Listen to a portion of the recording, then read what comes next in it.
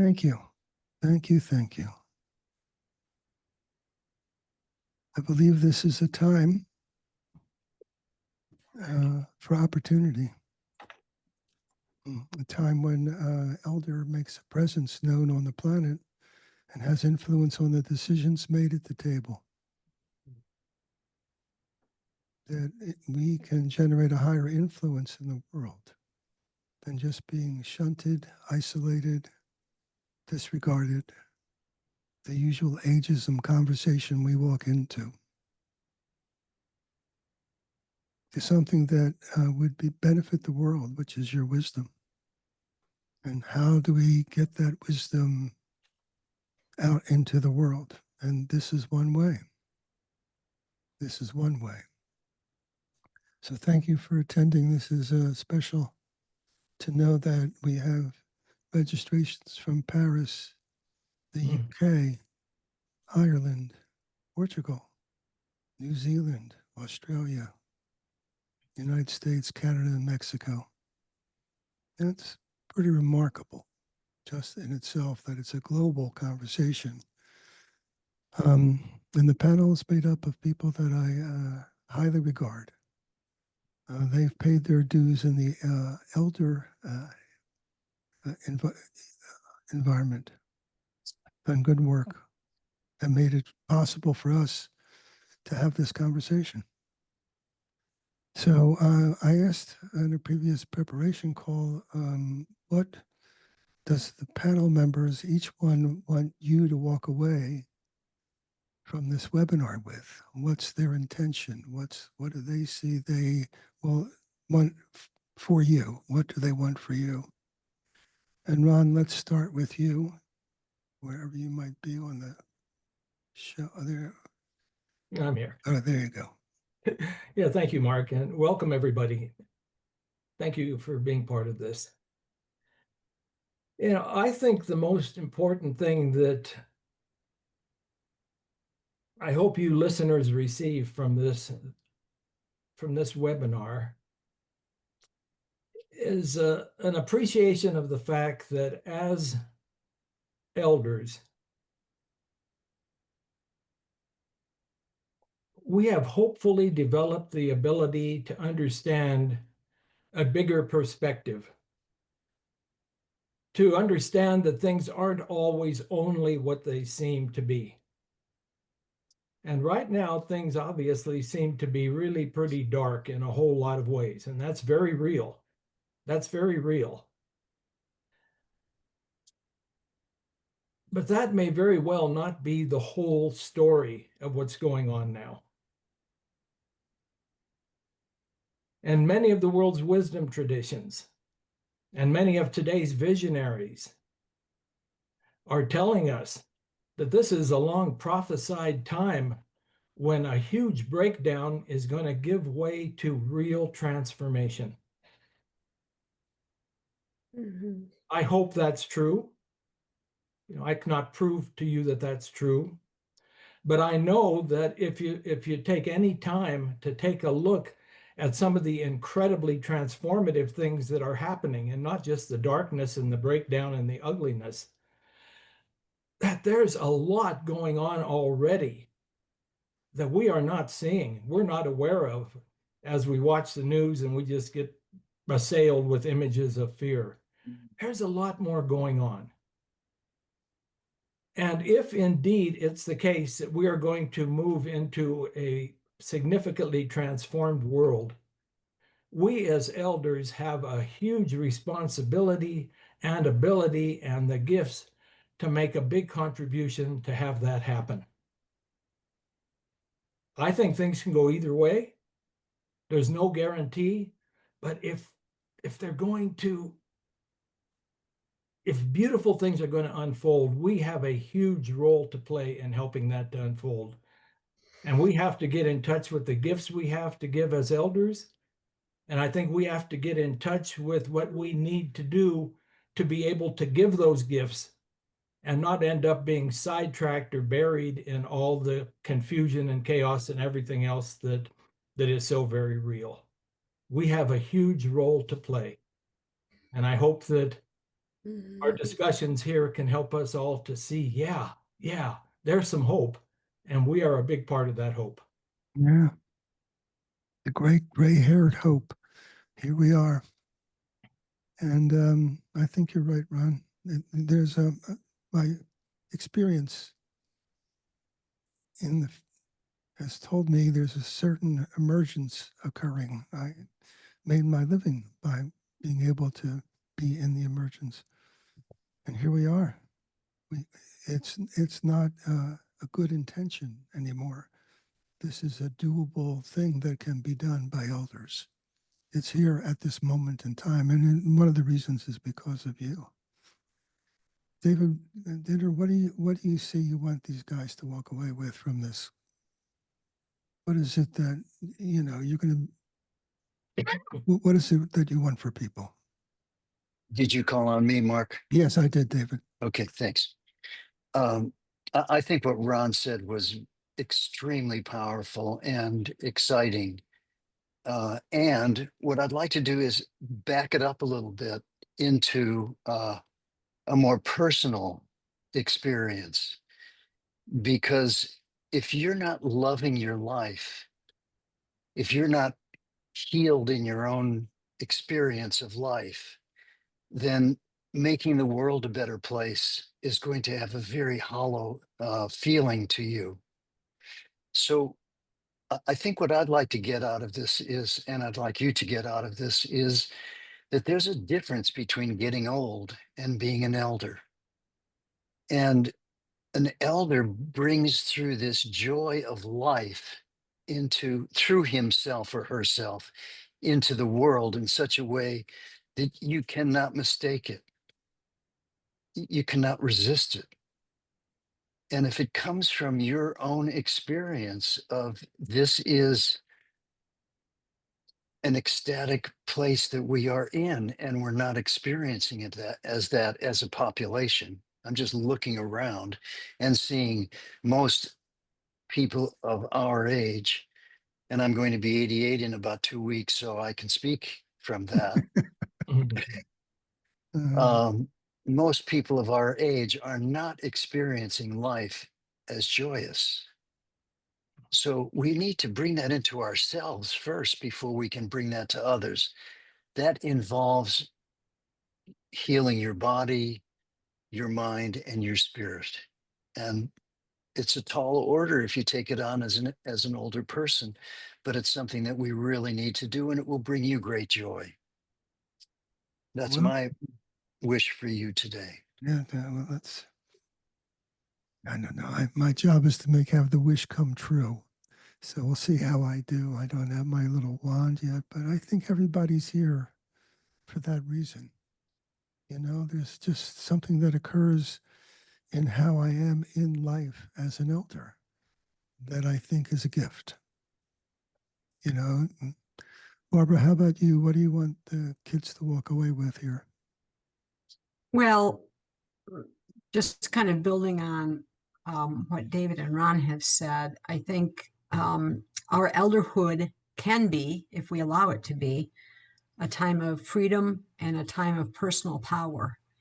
But recognizing that personal power and taking that personal power, recognizing that we have that freedom and taking that personal freedom have to happen for us to share our wisdom, to use our wisdom in ways that support our continued development as elders, because we are in a specific developmental stage of our life, as well as support others and the broader community that we care so much about. I also think this is a time where we understand clearly, most of us, what we can and cannot do, and there's some freedom in that. And so focusing on what we can do, focusing on what we know and what we can model as elders, for me, are key. And I hope that everyone comes away with a stronger sense of your own wisdom, your own power, and your own freedom. So I'll leave it at that, Mark. Yeah. Perfect. Alyssa, from Australia. Where are you, my dear? Oh, there you are. You're muted. There you go. Hi everyone. Hmm. It's morning over here. Beautiful morning. I think building on what other people have said, I've spent the last year researching why things are going the way they are. I love the expression things are going pear-shaped because that's how it feels, not just in the US, but over here as well. This is a worldwide phenomenon. Yeah. And I think we've lost our roots as people. And I think as elders, we've got a great opportunity to help people rediscover those roots. And by that, I mean, connecting with who I am, what's important to me, connecting with people in the community, in family, connecting with our culture, reigniting some ritual in our lives, which seems to be lost lately. And most important, getting out into nature and remembering that we're part of the natural world. Mhm. So I spent a whole year researching that, and for myself in re-establishing some of those roots, it's been incredibly grounding. And I feel like I can be of service that way in a way that I couldn't before. And so what I'd like you all to get from today is just some reflections on maybe how you could do that, and also answer the question, who do I choose to be when we go forward? Because as Ron said, it could go one of two ways and I'm not sure which. If it goes terribly badly wrong, then we've got a huge responsibility to show leadership and help people cope. If it goes in the way we all hope, then we'll be leaders and role models in that. So I think that's the question I'd like you to answer today is, who do I choose to be going forward? Mm. I have a tagline on that one, Melissa, which is who do I need to be that I'm not now being? That because that gives you the gap to close. Extraordinary. Thank you. I think that's it. Oh, okay. And Rick, how about you? What do you want these folks to walk away with? Well, I'm glad that Ron Pevney began things because Ron and I are old friends. We have a couple of other friends here today, including Connie Corley. Um, David Dinner, am I pronouncing it correctly? Dinner? Yes. Yes. You're That's my right. elder because you're 88. I'm only 80. But I'm qualified because I've spent the last 50 years of my life becoming a gerontologist. I started when I was 30 years old. And I even worked for the guy who created the term ageism, Robert Butler. So I thought, I'm going in the right direction. I put on all these conferences on positive aging. Connie, you and I were there, those conferences. I realized recently that I don't know a damn thing about aging. I've spent my whole life trying to avoid it. In other words, it's what one of my friends, Connie Zweig, calls the inner ageist. In other words, I got it in me. Why is that? I don't know why it is, but I do know that I've always been in favor of active aging, productive aging, successful aging, all that stuff. What about conscious aging? What about the question that Mark just asked? Who am I? Who do I want to be? Who do I expect to be? I think that's the right question. If we can each help each other probe in that direction, I think we're going in the right direction. So that's what I have to say to begin with. That's perfect. And well, and if you said that, what do you want them to walk away with? What is it that you see would forward your vision? I mean, you've been doing this a long time. You're one of my heroes, actually. I would say overcoming denial. Denial is not just the name of a river in Egypt, as the joke goes. It's in me. It's in me. It's in you. And we can be against racism, sexism, ageism, all these things. They're pretty deep. They're very deep. They're so deep that we don't even see them in ourselves or in our society. And that's the challenge. It's not Deeper than hopeless. denial. It's not, that's right. It's not hopeless, But, and it's, I like what Ron said also about we live in dark times. We certainly do. I spend my life here, and Connie knows this, working with Indivisible, trying to preserve democracy in America. But I left my Ouija board at home today, so I don't know what the future is going to bring. And I don't have to know, because the environmentalist David Orr said, hope. Hope is a verb with its sleeves rolled up. Hope is a verb with its sleeves rolled up. So I want to get to work. Now, that's not what we're going to do today. We're trying to understand each other better. So thank you, Mark, for convening this. This is great. I mean, every one of the things I wanted people to get, and so we may take a little variation from the agenda, is to have an experience of what it's like to be an elder and see the world and how they're operating. Yeah. Most of them, by the way, I've discovered are already operating as elders. Yeah. They're just not convened. This is just one of these conventions. And you are, when I look at the literature, when I look at the world, when I look at how I've come up to understand what elder is, you're a figurehead. You're the top of my totem pole, buddy. This is pretty cool.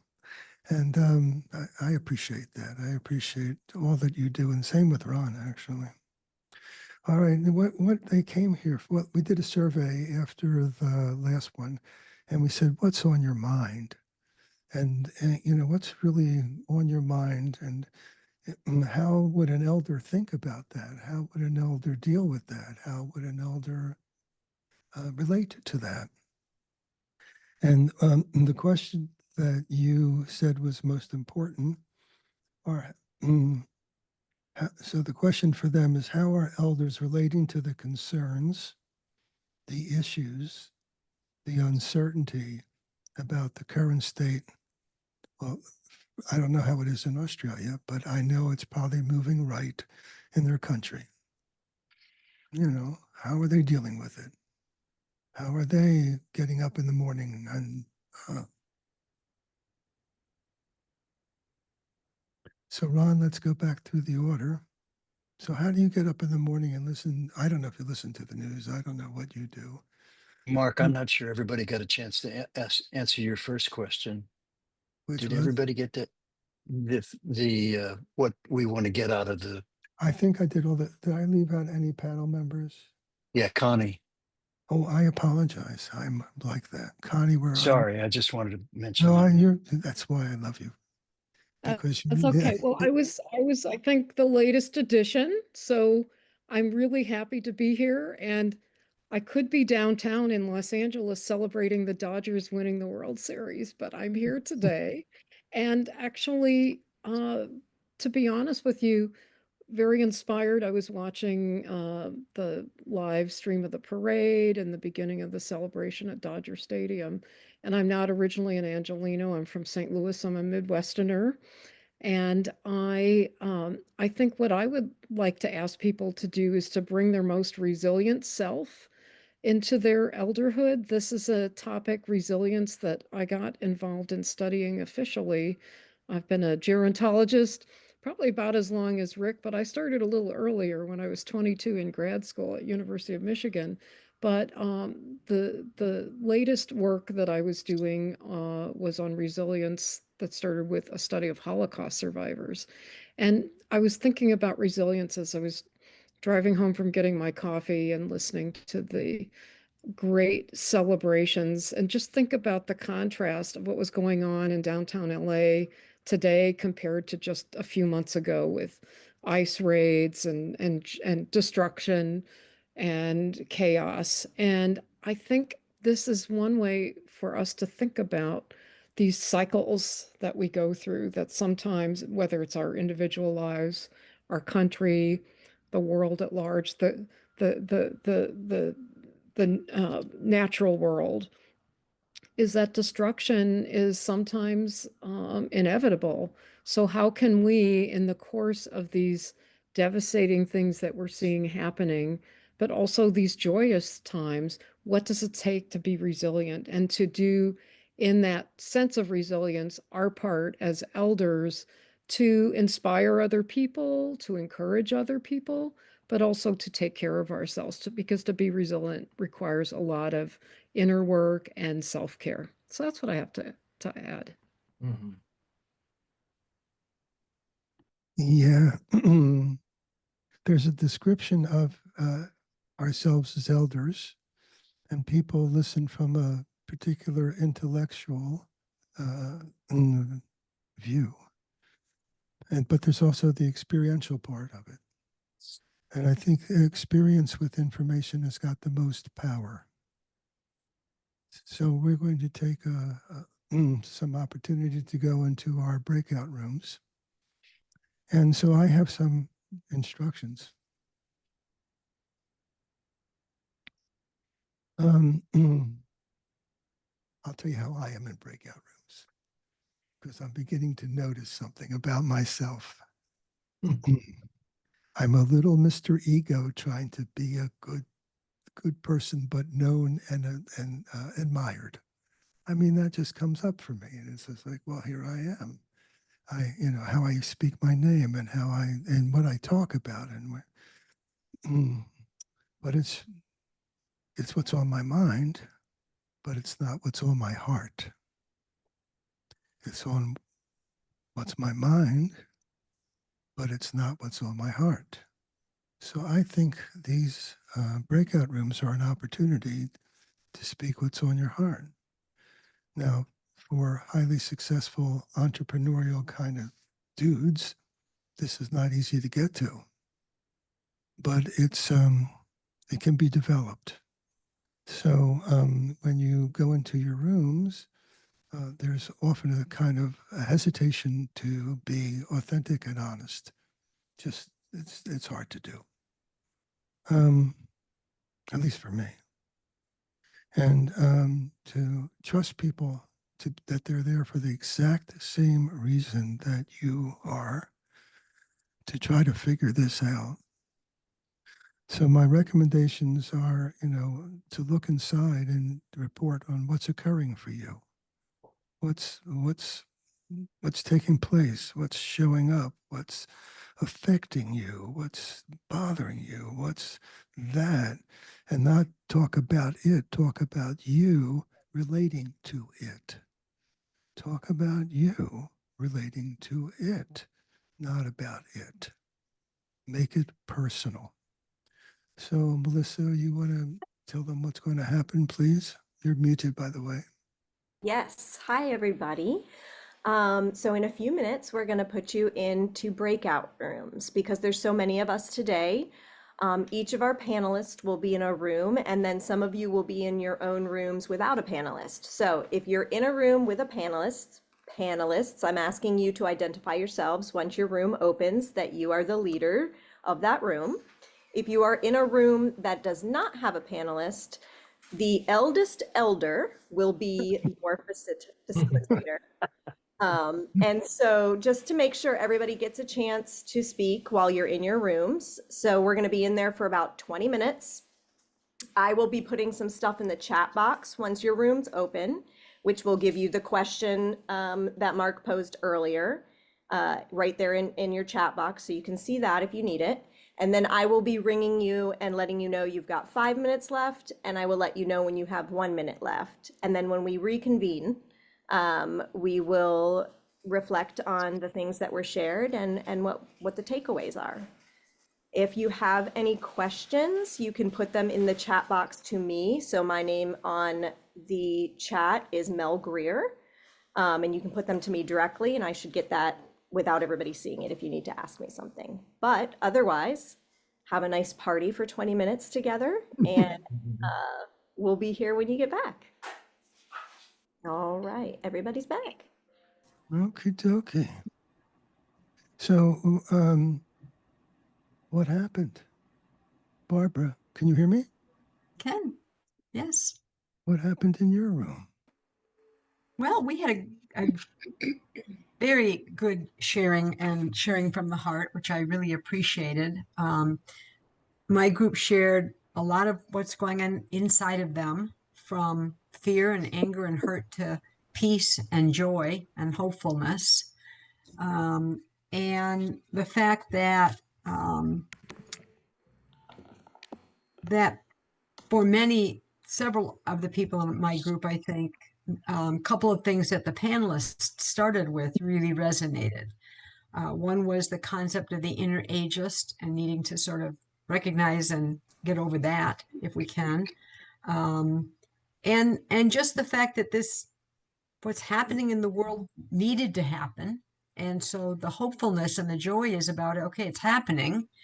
And where and how do we want to make an impact in the people that are being hurt the most, but also juxtapose that against this is what needed to happen. And it's going to end up much better in the long run. And so that was part of the concept of there's so much opportunity and hope in the world still. And there was some discussion about, particularly with with younger people, our grandchildren and that sort of thing. And then almost everybody also spoke a little bit about the freedom they have and the personal power they have now that they didn't necessarily have in the past. Although one person shared, I had it in the past, I just didn't recognize it. And the concept that we're at a more settled place now. We know who we are. And so we're more able to move forward with who we are and what impact we can have on the world. So that's my report, Mark. In terms of people seeing the world as an elder sees it, did you think you closed the gap? Yeah, I think that's where a lot of the concept of the wisdom to be able to know that something that's happening needs to happen, and the bigger picture being that we are going through birthing pains right now, but we're going to get to the other side of it. The ability to every morning settle into the day and find our own joy so that we are healthy enough and strong enough to be able to see the big picture and see where we fit in or where we don't fit in. I think that was very clear for folks. Okay, good. All right. I don't have pictures of everybody somehow on my screen, but is Rick on the screen somewhere? Talking to me, Rick Moody. There you There go. he is. I'm here. I didn't go anywhere. I just Right. retired, but I haven't retired from this group. And our group was a wonderful group. It was 6 people. Half were from the USA and half from elsewhere. 2 from Canada, 1 from Mexico. Oh, Somebody wow. referred to the United States as the big gorilla next door. And I like that. I don't like the fact of it, but I like the honesty.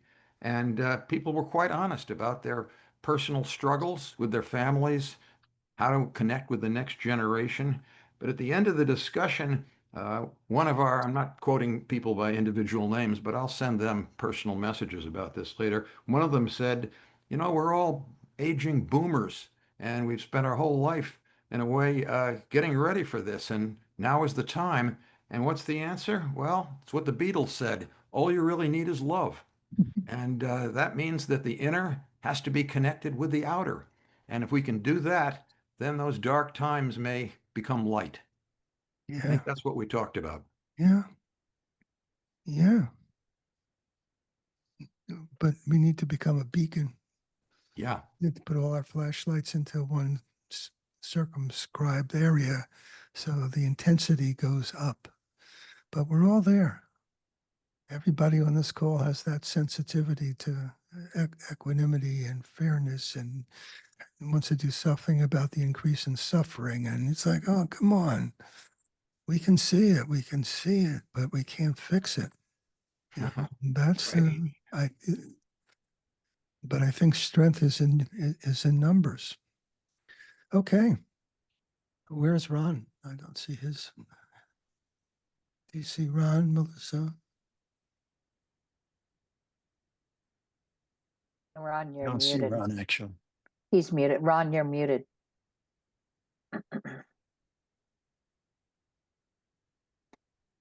Ron, There there we you go. He's unmuted now. There we go. He's on duty now. Yeah. Thank you, Rick. Yeah. Well, you know, we had a rich variety of sharings. When I looked for the commonalities, I think that the main commonality was that everybody in our group, and there was 4 others plus myself, everybody is engaged in and sees the importance of life affirming activities Yeah. as our contribution to the world and as our contribution to our own well-being. There's a wonderful variety. One of us created a Saging Wisdom Circle community, the importance of community. Someone else has really been working with family and others to understand and heal from the realities of violence. We had one of our people from Brazil, and he talked about how he's been working with his family to create a history of that family's long time in Brazil. What a beautiful community building thing for the family and to share with others.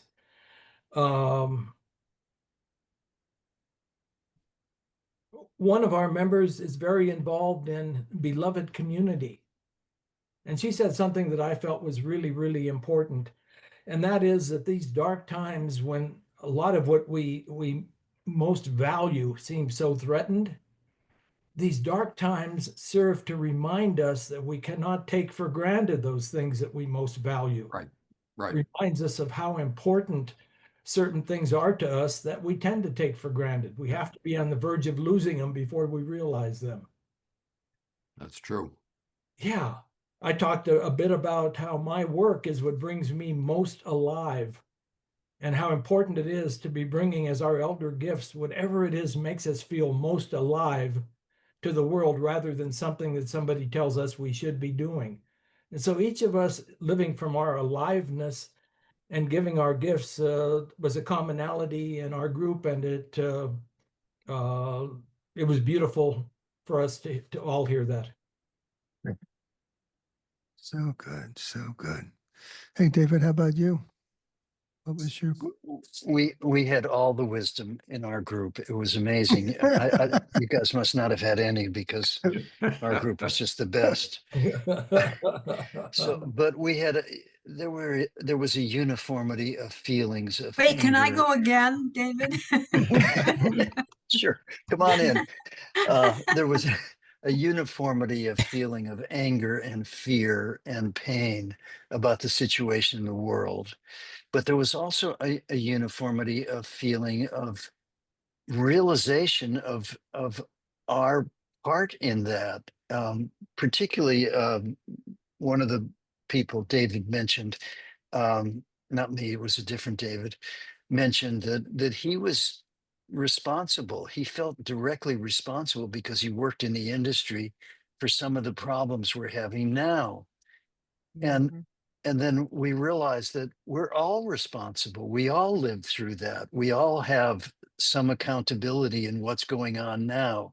We either weren't involved enough, or we weren't involved at all, or we didn't do something, or we did something. So we can all take that responsibility. And what that does is it gives us an understanding of an awareness of where we are, and gives us the opportunity for forgiveness and coming into this feeling of being connected to this thing, not being so like this is over there and we're over here. But one of our members said, and so wisely, that all of the relationships that she had, not all of them, but many of the relationships she had that she was depending on so for her elder years started to take on an alienating type of situation where they had almost their own reality going on there, and there was this separation. And so she realized that she had to do something because it was really affecting her, and she went out in nature and started self-caring and taking care of herself. And what it did was to bring her into an area of healing for herself. And she started to realize that what was coming out of it was new relationships and new communities. And I think everybody kind of joined into that and realized that what we're doing is things like this are starting to spring up, to where we're getting new connections with people who support this more whole element of aging, and we start to head in the right direction. And um, even with the limited amount of time we have left, which may not be centuries, although you never know what's coming. AI can do anything. But with the time that we have left, we can head in the right direction. We can be a voice. We can be leaders in our own lives and in our close communities. So we have all of this as possible. And I would, if it would be okay, I'd love Barbara to tell the story that she told at the end of our little share, because I think it encapsulates the fundamental of what I'm trying to say. Barbara, would you say that about the truck? Sure. I live in a small mountain town in Southwest Colorado, and it was quite concerning to me when I found that many of my friends and all of my relatives kind of turned heel on me. And I went through a period of depression, isolation, and abandonment. And so, as you so accurately put, I thought I can turn this around. So I started to find the little joys in life. And one of them is I have a 96 Dodge Dakota pickup truck that I drive. It's a stick shift. And my CD is stuck in the player, and it's a Santana CD. So I'm a boomer. And I was feeling pretty happy driving down the road and listening to Santana. And when I got to my little grocery store, I had that whole energy of being in the moment and being happy with what was around me immediately, instead of dwelling on things that could have been. And when I came in the store, the cashier had been having a very bad day, evidently, because she made the comment to me. She said, "Oh my gosh, you walked through that door and you brought in such light that it has totally changed my outlook in an instant." Hmm. So I just wanted to share that we never know, what impact we can have just by raising our own frequency. Yeah. I once did Beautiful. this. I did a study in Portland because I live in the city, and how many smiles per 100. And then it was, I was like, not many.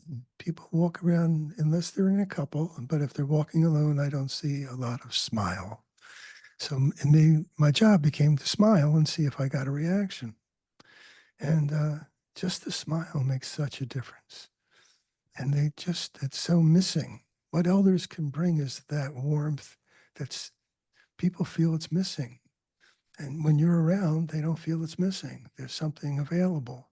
The source of family is there. Whatever that is, the heart's there. Okay, Melissa, where are you? And what happened in your group? Yeah, I'm here. So we had 6 of us.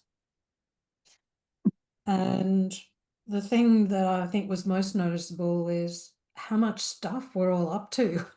We're actually all engaging in the world and the work of being an elder, every single one of us, which is fantastic. The feelings that were coming up, very similar to what the other groups have shared: frustration, grief, fear, and we noticed how exhausting all of those feelings are. They leave you feeling very depleted. And we talked about all wanting to have more joy and bringing more joy into our lives and other people. But I think Barbara just told that lovely story about bringing light into that room after listening to Santana. One of our members also talked about, well, I'm thinking about what kind of world would I like it to be? What kind of world would I like to be in?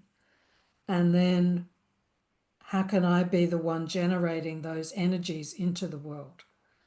What a lovely focus to have. So really echoing what's just been talked about. Okay. There was another great quote from another member of our group talking about holding the tension of opposites, because everything is so polarized at the moment. How do we hold that tension of things being good, bad? And if we can do that, then we bring a lot of stability to the world. Do you know Yeah, so I when- think do you that probably know- sums up. Let's see, do you know when you get to middle ground? Do you know when you're being pulled and you know how to get to the middle? Do I know? Yeah, do you know? Um, Well, how do you do it when you do it? Sometimes you probably don't, but hmm. I've become much better at listening to myself talk and wondering what the chatter is saying and noticing if I've got two voices talking to me, I guess, and having a conversation with you're the having a two, if that makes conversation with the sense. conversation. Yeah, yeah. Yeah, okay, okay. I wouldn't quite language it that way, but that's one of the elder gifts, is being able to see Mm. your thoughts as not you. It's more objective than subjective. Like, oh, here it is again. Yeah. And then there's a choice. Once you can see it and label it, you don't have to follow it. You can Mhm. say no. Yeah. Yeah, it's really rather remarkable, actually. Yeah. And sorry, the person that talked about being the one generating those energies into the world talked about radiating kindness.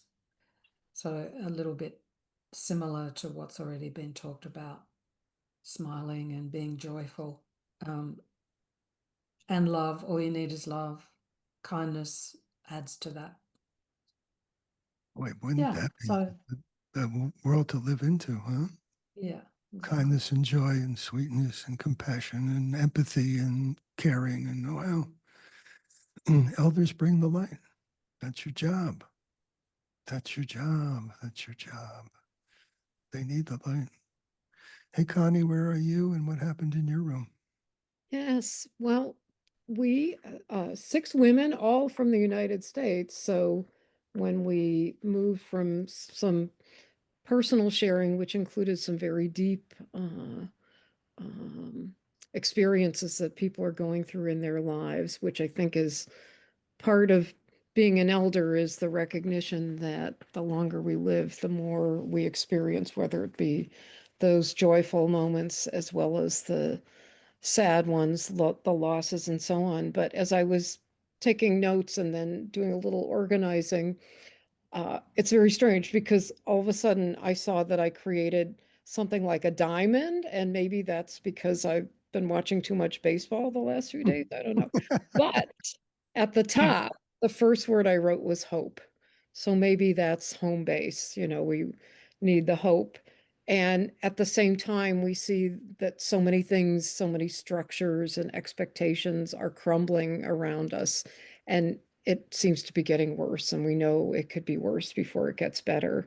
And yet, holding space in that middle ground for the joy, the optimism, and then moving towards this inner work that's required to be able to be strong, or the word I like is resilient,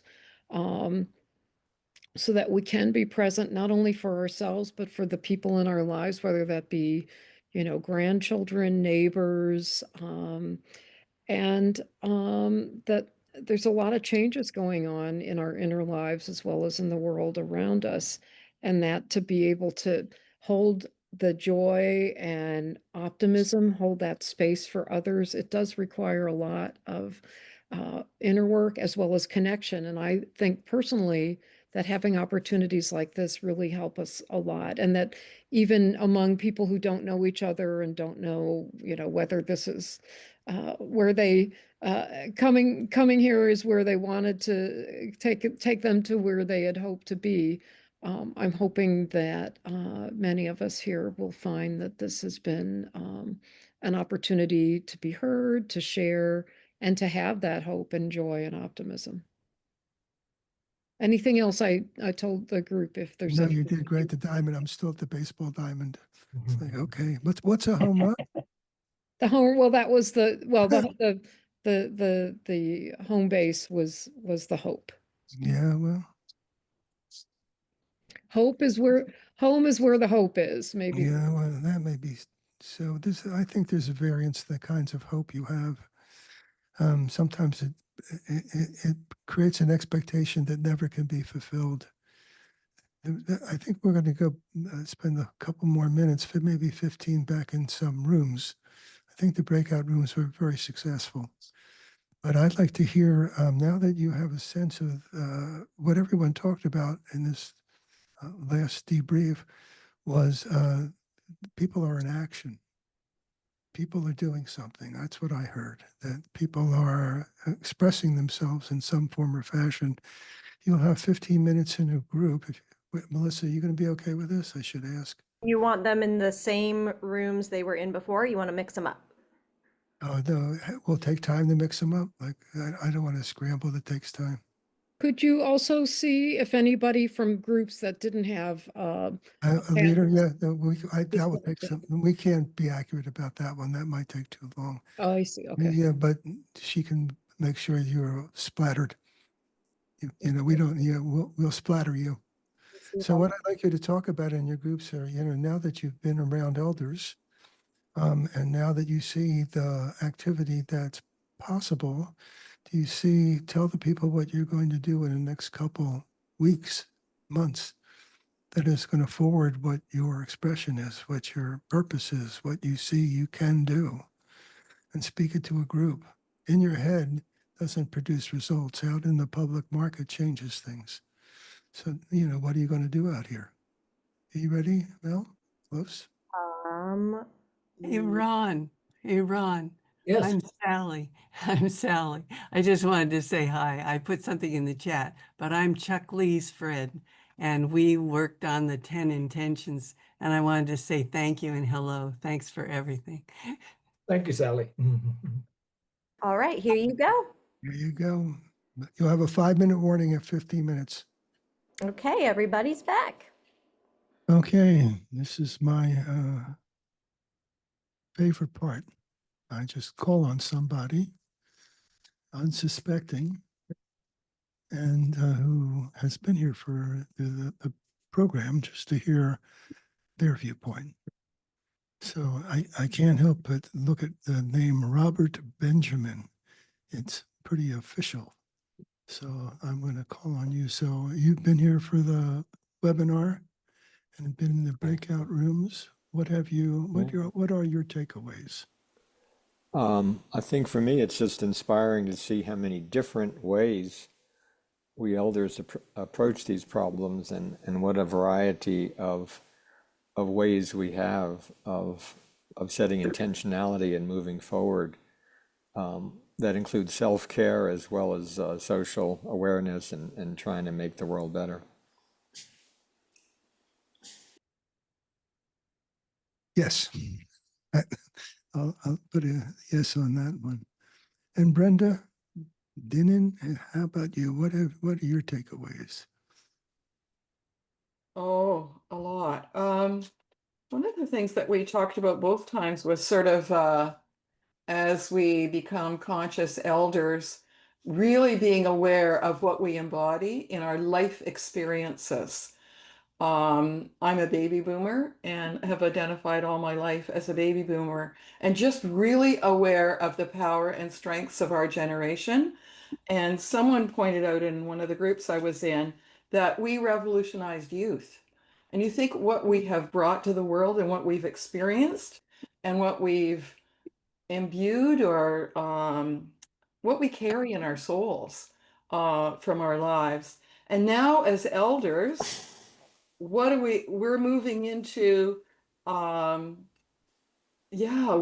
said we're revolutionizing elderhood. Oh, well, no previous generation is experiencing elderhood the way we are. And so what does that mean? How do we talk about that?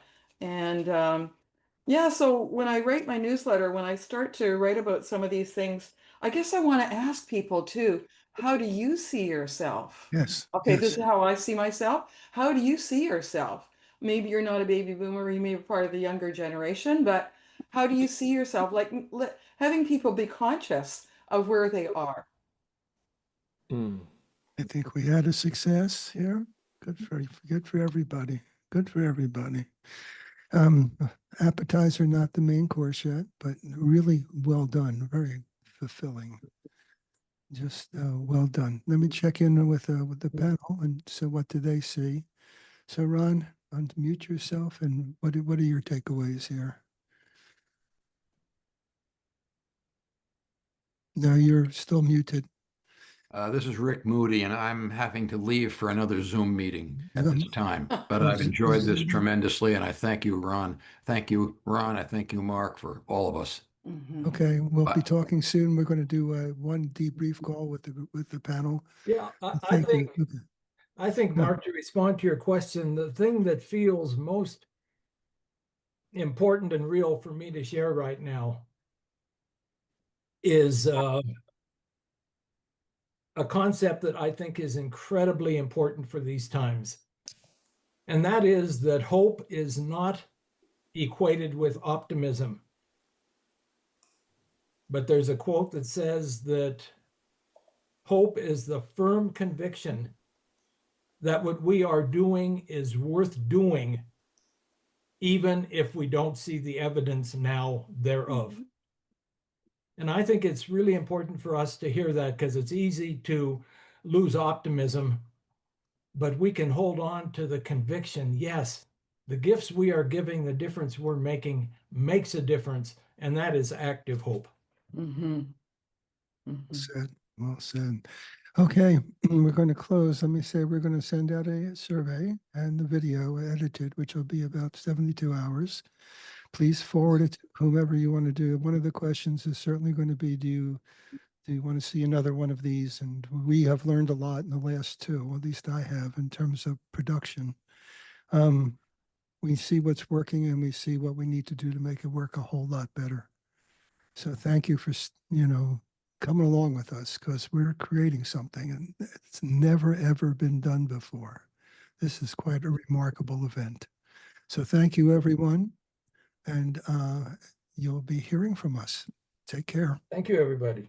Thank you, everybody. Thank you. Aloha. Thank you. Goodbye. Thanks so much. Thank Bye, you. everybody. Safe Thank travels. you. Much love.